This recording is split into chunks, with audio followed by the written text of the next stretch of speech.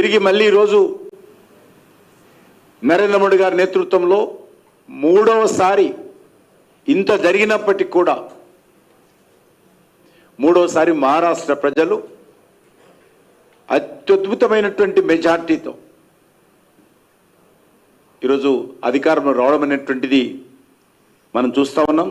ఇక్కడే కాదు, బీజేపీ అనేక రాష్ట్రాల్లో కూడా రెండోసారి మూడోసారి అధికారంలోకి వస్తాం.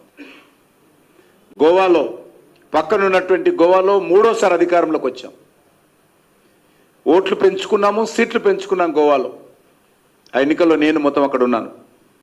గుజరాత్లో ఆల్మోస్ట్ మరి వరుసగా గత 5-6 టర్మ్స్గా భారతీయ జనతా పార్టీ వరుసగా గెలుస్తూ ఉంది. హర్యానాలో రెండోసారి అధికారంలోకి వచ్చాం. మహారాష్ట్రలో ఈరోజు చూస్తే మూడోసారి అధికారంలోకి వచ్చాం. మధ్యప్రదేశ్లో అనేక దఫాలుగా అధికారంలోకి వస్తూ ఉన్నాం. యూపీ ఎలక్షన్ చూసినట్లయితే రెండోసారి అధికారంలోకి వచ్చాం. ఉత్తరాఖండ్లో రెండోసారి అధికారంలోకి వచ్చాం. అస్సాంలో రెండోసారి అధికారంలోకి వచ్చాం. ఈ రకంగా అనేక రాష్ట్రాలలో భారతీయ జనతా పార్టీ మేము చేసినటువంటి పనిని నరేంద్ర మోడీ గారి నేతృత్వంలో ప్రజలకు చూపించి అధికారంలోకి వచ్చాము. ఈసారి మరొకసారి మహారాష్ట్ర మూడోసారి అధికారంలోకి వచ్చి మనకు అద్దం పడతా ఉంది. ఈరోజు కాంగ్రెస్ పార్టీ 3 రాష్ట్రాలకే పరిమితమైంది. గ్యారంటీల పేరుతో మభ్యపెట్టినటువంటి తెలంగాణ, గ్యారంటీల పేరుతో మభ్యపెట్టినటువంటి కర్ణాటక, గ్యారంటీల పేరుతో దివాలా తీసినటువంటి హిమాచల్ ప్రదేశ్, 3 రాష్ట్రాలకే ఈరోజు కాంగ్రెస్ పార్టీ పరిమితమైంది.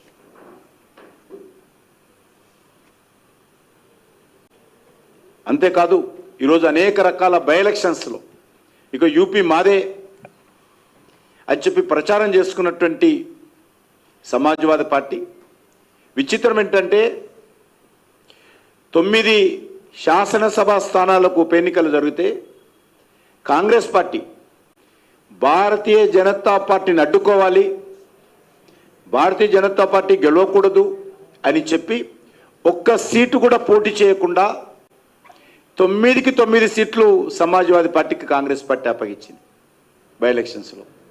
అయినప్పటికీ కూడా అక్కడ 7 సీట్లు, 9 సీట్లలో 7 సీట్లు భారతీయ జనతా పార్టీ, మాకు అలయన్స్ పార్టీ గెలిచింది.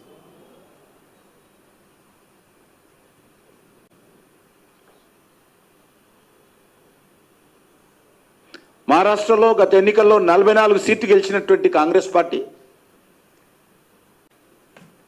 ఈరోజు అలయన్స్లో శివసేన లాంటి పార్టీతో కూడా కలిపి అలయన్స్లో పోటీ చేస్తే లాస్ట్ టైం గెలిచినటువంటి సీట్లలో సగం సీట్లు కూడా గెలపలేనటువంటి పరిస్థితి మహారాష్ట్రలో ఏర్పడింది.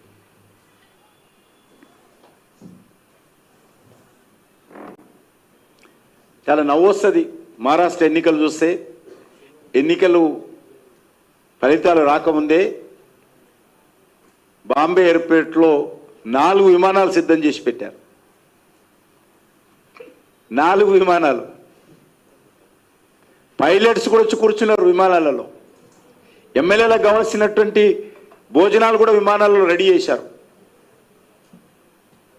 ఫలితాలు రాగానే వాళ్ళందరినీ, తెలంగాణ రాష్ట్రాన్ని కొంతమందిని, కర్ణాటక కొంతమందిని తరలించేటువంటి అద్భుతమైనటువంటి ప్లానింగు, ప్రజల ఆలోచనను, ప్రజల నాడిని పసిగట్టలేనటువంటి కాంగ్రెస్ పార్టీ పథకాలు సిద్ధం చేసుకొని ఈరోజు దేశ ప్రజల ముందు మరోసారి నవ్వులపాలైంది.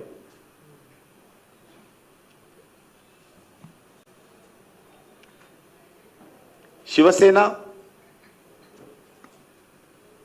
ఉద్ధవ్ ఠాక్రే నేతృత్వంలో ఉన్నటువంటి శివసేన, ఒరిజినల్ శివసేన కాదు, బాలాసాహెబ్ ఠాక్రే శివసేన ఏక్నాథ్ షిండే నేతృత్వంలోకి వెళ్ళింది. పార్టీ పేరు కానీ, పార్టీ గుర్తు కానీ ఏక్నాథ్ షిండే గారి నేతృత్వంకి వెళ్ళింది. ఉద్ధవ్ ఠాక్రే నేతృత్వంలో ఉన్నటువంటి పార్షియల్ శివసేన రాహుల్ గాంధీతో కలిసి బాలాసాహెబ్ ఠాక్రే యొక్క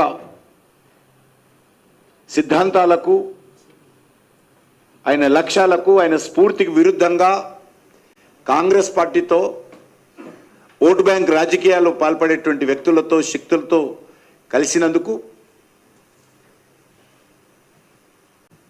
మహారాష్ట్ర ప్రజలు, ముఖ్యంగా బాలాసాహెబ్ ఠాక్రే శివసేన అధినేత బాలాసాహెబ్ ఠాక్రే పట్ల విశ్వాసం ఉండేటువంటి ఓటర్లందరూ కూడా మూకుమ్మడిగా నరేంద్ర మోడీ గారి నేతృత్వంలోని ఎన్డీఏ పార్టీలకు మద్దతు ఇచ్చారు. ఇది చాలా మార్పు, స్పష్టమైనటువంటి మార్పు మహారాష్ట్రలో కనిపించింది.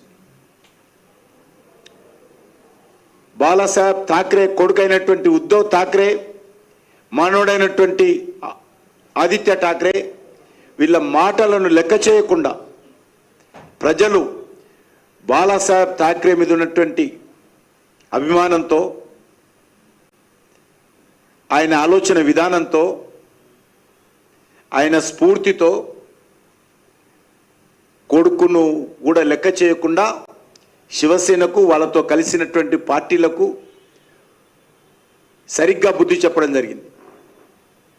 ఈరోజు ఆ వచ్చిన కొన్ని సీట్లు, ఉద్ధవ్ ఠాక్రేకి వచ్చినటువంటి కొన్ని సీట్లు కూడా శివసేన ఓట్లు కాదది, శివసేన వ్యతిరేక ఓట్లతో ఆ సీట్లు వచ్చాయి. కూడా నిజమైనటువంటి శివసేన టోటల్గా